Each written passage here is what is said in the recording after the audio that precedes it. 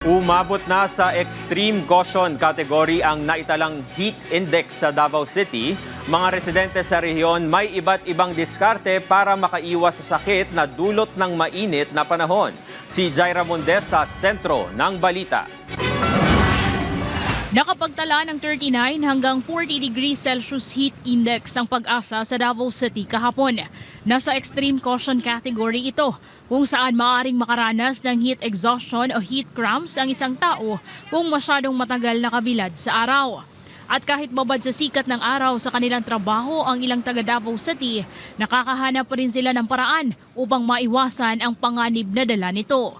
Gaya ng traffic enforcer na si Celedenio, bagamat sanay na anya siya na nakababad sa araw, kinisigurado niyang hydrated siya. Nagpapasalamat rin siya dahil may binibigay na supply na damit ang Davao City LGU bilang panangga sa matinding sikat ng araw at sa pabago-bagong panahon. Plan og init ang amuang trabaho, ma'am, kay kompleto man mi og kanang supply sa tuang local government sa Davao, ma'am. So ginagamit na mo nami raincoat og mag-ulan, diya mi sa tunga.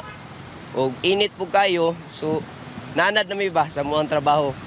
Samantala, ang mga commuter na sila Riza at Gian, planado na rin ang kanilang mga lakad upang hindi mabilad ng matagal sa napakainit na sikat ng araw. Dala lang jud always og tubig para podlikay pod sa ma-heat stroke parehaan na. Stay hydrated po para sa kay init makaayo, so kanang mag-inom magdahag tubig. Nirerekomenda ng mga eksperto na uminom ng 2.5 hanggang 3 liters na tubig sa isang araw para maiwasan ang heat exhaustion o kaya heat stroke. Ngunit ang tamang paraan ng pag-inom ng tubig ay tuwing 15 to 30 minutes at kakaunti lang kesa sa maramihan upang maiwasan ang kondisyon na tinatawag na hyponatremia.